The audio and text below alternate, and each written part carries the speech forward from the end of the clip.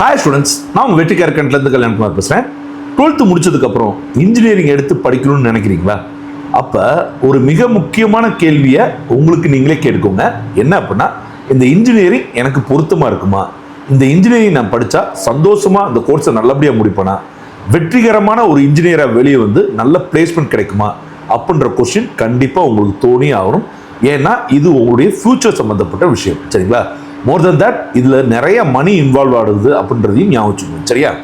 So இந்த decision எடுக்கிறதுக்காக நம்ம என்ன பண்ணிருக்கோம் அப்படின்னா, ஒரு சின்ன ஆராய்ச்சி பண்ணி ஒரு 6 பாயிண்ட்ஸ் இந்த வீடியோவில் நம்ம டிஸ்கஸ் பண்ணியிருக்கோம். சரியா ஸ்டூடெண்ட்ஸ்? இந்த 6 பாயிண்ட்ல 3 அல்லது அதுக்கு மேற்பட்ட பாயிண்ட்ஸ்க்கு எஸ் அப்படின்னு நீங்கள் பதில் சொன்னீங்கன்னா கண்டிப்பாக இன்ஜினியரிங்கை உங்களுடைய சாய்ஸாக எடுக்கிறதுக்கு முன்னாடி ஒரு 10 தடவை யோசிச்சுக்கோங்க. அதாவது நான் என்ன சொல்ல வரேன்னா, ஒரு 6 பாயிண்ட் கொடுத்துருக்கேன்ல, இந்த 6 பாயிண்ட்டையும் எஸ் ஆர் நோ அப்படின்றத நீங்களே கேட்டுக்கோங்க. சப்போஸ் 3லேருந்து 4 பாயிண்ட்டுக்கு நாங்கள் எஸ்ன்னு சொன்னீங்கன்னா கண்டிப்பாக இன்ஜினியரிங் உங்களுக்கு பொருத்தமானதாக இருக்காது அப்படின்றத ஞாபகம் வச்சுக்கோங்க. சரியா? ஸோ இன்ஜினியரிங் தாண்டி கிட்டத்தட்ட 1000க்கும் மேற்பட்ட யூஜி படிப்புகள் இருக்குது. அதில் நீங்கள் தாராளமாக அப்ளை பண்ணலாம். சரியா? ஸோ அதெல்லாம் என்ன பாயிண்ட்ஸ், அது எப்படிப்பட்டது, எவ்வளவு முக்கியம் அப்படின்றத இந்த வீடியோவில் நம்ம டீட்டெயிலாக பார்க்கலாம். ஸோ நேரடியாக வீடியோக்குள்ளே போகிறதுக்கு முன்னாடி ஒரு 3 ரெக்வஸ்ட் இருக்குது ஸ்டூடெண்ட்ஸ். 1, நம்ம சேனலுக்கு இப்போ தான் வந்திருக்கீங்க அப்படின்னா நம்ம சேனலை சப்ஸ்கிரைப் பண்ணிக்கோங்க. 2வது ரெக்வஸ்ட், இந்த வீடியோ உங்களுக்கு யூஸ்ஃபுல்லாக இருந்துச்சு லைக் பண்ணி கிளிக் பண்ணி உங்கள் ஃப்ரெண்ட்ஸ்க்கும் ஷேர் பண்ணுங்கள். 3வது ரெக்வஸ்ட் என்னன்னு கேட்டிங்கன்னா, உங்களுக்கு ஃப்ரீ கைடன்ஸ் தேவைப்படுது அப்படின்னா டிஸ்கிரிப்ஷன் பாக்ஸில் ஒரு கூகுள் ஃபார்ம் லிங்க் கொடுத்துருக்கேன் ஸ்டூடெண்ட்ஸ். அதை கிளிக் பண்ணி உங்களோட டேட்டாவை ஒரு 30 செகண்ட்ஸில் கொடுத்தலாம். கொடுத்துட்டீங்கன்னு சொன்னால் நம்ம ஆஃபீஸில் இருந்து கால் பண்ணி வாட்ஸ்அப்பில் கால் பண்ணியும் கொடுப்பாங்க, வாட்ஸ்அப்லையும் கொடுப்பாங்க. உங்களுக்கு நிறைய ஃப்ரீ கைடன்ஸ் கொடுத்துட்டே இருப்பாங்க. சரிங்க ஸ்டூடெண்ட்ஸ்? ஸோ நேரடியாக வீடியோக்குள்ளே போயிடலாம். ரைட்டா? ஸோ பாயிண்ட் 1, மிக முக்கியமான point, good communication skills are a must. சரியா?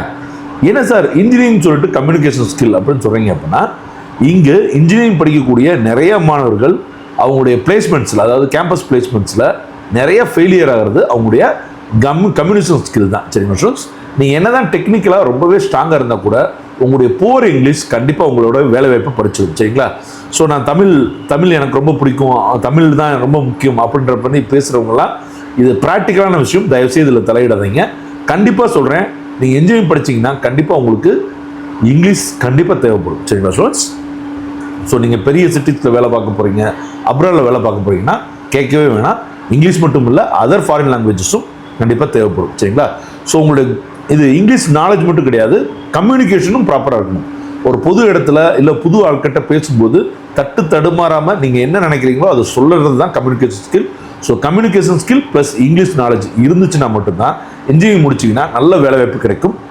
ஈவன் சில ஸ்டூடெண்ட்ஸ் டெக்னிக்கலாக ஸ்ட்ராங்காக இல்லைன்னா கூட அவங்களுடைய கம்யூனிகேஷன் ஸ்கில்ஸை வச்சு நல்ல ஜாப் வாங்கின மாணவர்களை நான் நிறைய பார்த்துருக்கேன்.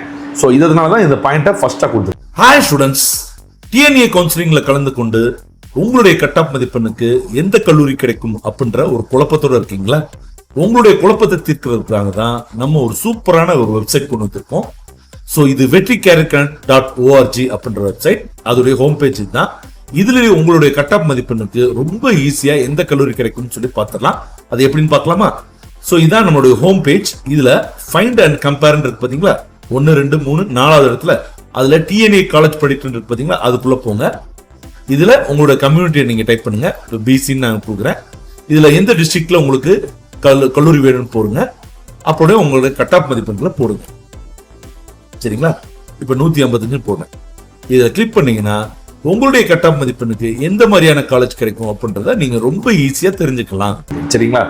செகண்ட், இன்ஜினியரிங் கோர்ஸ் அப்படின்றது யூஸ்வலி ஹை மார்க்ஸுக்கு வந்து தேவைப்படும். சரிங்களா? நீங்க 12th மார்க் கம்மியாக எடுத்திருக்கீங்க, பட் நீங்கள் இன்ஜினியரிங் படிக்கணும்னு விருப்பப்படுறீங்கன்னா 2 விஷயம். ஒன்று, நீங்கள் எடுத்துருக்க மார்க்குக்கு உங்களுக்கு நல்ல காலேஜ் கிடைக்காது. அப்படி நல்ல காலேஜ் கிடைக்கணும்னா நீங்கள் மேனேஜ்மெண்ட் கோட்டா மூலமாக போய் எக்கச்சக்கமாக பணம் செலவு பண்ண வேண்டியது இருக்கும். சரிங்களா? ஸோ இன்னொரு விஷயம் என்னன்னு கேட்டிங்கன்னா, உங்களுக்கு மேத்ஸ், ஃபிசிக்ஸ், கெமிஸ்ட்ரி அந்த மாதிரியான டஃபஸ்ட் சப்ஜெக்ட்லாம் வந்து மார்க் குறைவாக எடுத்துருக்கீங்கன்னா கண்டிப்பாக இன்ஜினியரிங் சப்ஜெக்ட்ஸும் அதே அளவுக்கு டஃப்பானது தான். அந்த பெர்ஸ்பெக்டிவ்லையும் பாருங்கள். சரியா? ஸோ மார்க் நல்ல 75 to 95% எடுத்திருக்கீங்க அப்படின்னா தாராளமாக இன்ஜினியரிங் சூஸ் பண்ணுங்கள். அதை விட கம்மியாக மார்க் எடுத்திருக்கீங்க அப்படின்னா கண்டிப்பாக நீங்கள் ஒரு தடவைக்கு 2 தடவை யோசிச்சுக்கோங்க. சரியா ஸ்டூடெண்ட்ஸ்? இதில் இன்னொரு மிக முக்கியமான விஷயம் இருக்குது. இன்றைக்கெல்லாம் பார்த்தீங்கன்னா கூகுள், இன்டெல் மாதிரியான கம்பெனிஸ் உங்களுடைய காலேஜ் மார்க்கை மட்டும் பார்க்காம 10th 12th மார்க்கையும் அசஸ் பண்ணுறாங்க. லோ மார்க் எடுத்தீங்கன்னா கண்டிப்பாக அதாவது காலேஜஸ், குட் காலேஜஸ் கிடைக்கிறது ரொம்பவே கஷ்டம். சரிங்களா ஸ்டூடெண்ட்ஸ்? ஸோ இந்த பாயிண்ட்டை ஞாபகம் வச்சுக்கோங்க. 3வது, உங்களுக்கு ஹார்ட் ஒர்க்காக, அதாவது ஸ்டடி பண்ணும்போது படிக்கிறது வந்து ரொம்ப ஹார்ட் ஒர்க்லாம் பண்ண முடியாது, நான் ஒரு கூலான ஒரு லைஃப்பை எதிர்பார்க்குறேன் காலேஜில் அப்படின்னு நினச்சிங்கன்னா கண்டிப்பாக இன்ஜினியரிங் வந்து உங்களுக்கு பொருத்தமாகவே இருக்காது. ஏன்னா இன்ஜினியரிங் பொறுத்த வரைக்கும் 4 years ஆஃப் நான் ஸ்டாப் ப்ரெஷர் இருக்கும். எக்ஸாம்ஸ் மட்டும் கிடையாது, ப்ராஜெக்ட்ஸ் மட்டும் கிடையாது, அசைன்மெண்ட் மட்டும் கிடையாது, லேப்ஸ் மட்டும் கிடையாது, உங்களுக்கு ப்ராக்டிகல்ஸ் மட்டும் கிடையாது, ப்ராஜெக்ட்ஸ் மட்டும் கிடையாது, இப்படியே சொல்லிகிட்டே போகலாம். இன்டர்ன்ஷிப் மட்டும் கிடையாது, இப்படியே போயிட்டே இருக்கும். சரிங்களா? ஸோ கடைசியாக பார்த்தீங்கன்னா பிளேஸ்மெண்ட் ட்ரைனிங் அப்படின்னு சொல்லி இந்த 4 வருஷமும் ஒரு ப்ரெஷரைஸ்டு லைஃப் தான் இருக்கும். ஸோ இந்த ப்ரெஷரான லைஃப்பை நீங்கள் என்ஜாய் பண்ணுவீங்க அப்படின்னா தாராளமாக இன்ஜினியரிங் போங்க. இல்லை சார் இந்த மாதிரி ப்ரெஷர்லாம் எனக்கு பிடிக்காது அப்படின்னு நினச்சிங்க அப்படின்னா கண்டிப்பாக நீங்கள் இன்ஜினியரிங்கில் போனீங்கன்னா கூட சக்ஸஸ் பண்ணுறது ரொம்பவே கஷ்டம். சரிங்களா? 4வது பாயிண்ட், ஜஸ்ட் பாஸ் ஆனால் போதும் அப்படின்னு ஒரு மென்டாலிட்டியில் இருப்பாங்க நிறைய. இப்போ பேரண்ட்ஸே சொல்கிறாங்க மார்க்லாம் தேவையில்ல சார், பாஸ் ஆனால் போதும் அப்படின்னு. அந்த ஆட்டிடியூடோட நீங்கள் இன்ஜினியரிங் எடுத்தீங்கன்னா கண்டிப்பாக உங்களால் நல்ல ஒரு பிளேஸ்மெண்ட் கிடையாது. ஏன்னா இன்றைக்கி நல்ல கம்பெனிஸ் வந்து 60 to 70% மார்க் எதிர்பார்க்குறாங்க. சரிங்களா? ஸோ உண்மையிலே சொல்கிறேன், எக்ஸாமில் மார்க் எதிர்பார்க்குறாங்க. மார்க் மட்டும் கிடையாது, அது தானே நிறைய ஸ்கில்ஸ் இருக்குது. இருந்தாலும் மார்க்குன்றது இன்னமும் ஒரு மிக முக்கியமான ஆஸ்பெக்டாக இருக்குன்றதை ஞாபகம் வச்சுக்கோங்க. இது போக ஸ்கில் ப்ராஜெக்ட்ஸ்னால் நீங்கள் எப்படி ஒர்க் பண்ணியிருக்கீங்க அப்படின்றதையும் பார்ப்பாங்க. சரியா? ஸோ ஜஸ்ட் பாசிங் அப்படின்ற ஒரு ஆட்டிடியூட் இருந்துச்சுன்னா இன்ஜினியரிங் கண்டிப்பாக உங்களுக்கு பொருத்தமாக இருக்காது. 5வது மிக முக்கியமான மேக்ஸ் முக்கியம். இதை ஃபஸ்ட்டாக கூட போட்டிருக்கலாம், பட் நான் 5வது இடத்துல கொடுத்துருக்கேன். உங்களுக்கு மேத்தமெட்டிக்ஸ் பிடிக்காது, ப்ராப்ளம் சால்விங் பிடிக்காது, லாஜிக்கல் திங்கிங்லாம் பிடிக்காதுன்னா ஜஸ்ட் இன்ஜினியரிங்கை நீங்கள் என்ன பண்ணாதீங்க, எடுக்காதீங்க. சரிங்களா? ஏன்னா இன்ஜினியரிங் மொத்தமும் நீங்கள் சிஎஸ்சி படிச்சுக்கலாம், ஏஏடிஎஸ், எலக்ட்ரிக்கல் எலக்ட்ரானிக்ஸ், இசிஇ, மெக்கானிக்கல் எது படித்தாலும் சரி கண்டிப்பாக மேத்தமெட்டிக்ஸ் அப்படின்றது ரொம்பவே முக்கியமாக. ஏன்னா மேத்தமெட்டிக்கல் நாலேஜ் வச்சு தான் நீங்கள் இன்ஜினியரிங்கை அணுக முடியும். சரிங்களா ஸ்டூடெண்ட்ஸ்? ஸோ மேத்ஸ் உங்களுக்கு பிடிக்கலன்னா கண்டிப்பாக உங்களுக்கு இன்ஜினியரிங் செட் ஆகாது அப்படின்றத ஞாபகம். சரியா? அடுத்தது கோடிங், ஈவன் பேசிக்ஸாவது ஒன்று தெரிஞ்சிருக்கணும். சரிங்களா? ஸோ இப்போல்லாம் பார்த்தீங்கன்னா கம்ப்யூட்டர் சயின்ஸ் முடித்த மாணவர்கள் மட்டும் இல்லை, ஈவன் மெக்கானிக்கல் சிவில் படிச்சிருக்கக்கூடிய மாணவர்கள் கூட கோடிங் ஸ்கில்ஸ் தேவைப்படுது. ஏன்னா மெக்கானிக்கலுக்கு தனியாக, சிவிலுக்கு தனியாக அப்படின்னு சொல்லி நிறைய சாஃப்ட்வேர் அப்டேட்ஸ் வந்துருச்சு. சரிங்களா? ஸோ இந்த அப்டேட்ஸு, கோடிங்கு, ப்ரோக்ராமிங் இதெல்லாம் படித்து தான் ஆகணும் அப்படின்னு நினச்சா மட்டும்தான் நீங்கள் இன்ஜினியர் எடுக்க முடியும்.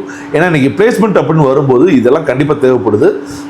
பட் எனக்கு இதெல்லாம் பிடிக்காது சார், கோடிங், கம்ப்யூட்டர் இதெல்லாம் பிடிக்காதுன்னு வச்சிங்கன்னா கண்டிப்பாக இன்ஜினியரிங் உங்களுக்கு ஒத்து வராது. சரியா ஸ்டூடெண்ட்ஸ்? ஸோ நான் சொன்னது கொஞ்சம் ஹார்ஷாக இருந்தால் கூட நான் ரியாலிட்டியாக தான் பேசியிருக்கேன் ஸ்டூடெண்ட்ஸ். கண்டிப்பாக இந்த வீடியோ உங்களுக்கு யூஸ்ஃபுல்லாக நினைக்கிறேன். அப்படி யூஸ்ஃபுல்லாக இருந்துச்சுன்னா லைக் பண்ண கிளிக் பண்ணி உங்கள் ஃப்ரெண்ட்ஸ்க்கு ஷேர் பண்ணுங்கள். அடுத்தது வில்லேஜ்க்கு சந்திப்போம். நன்றி, வணக்கம், பாய்.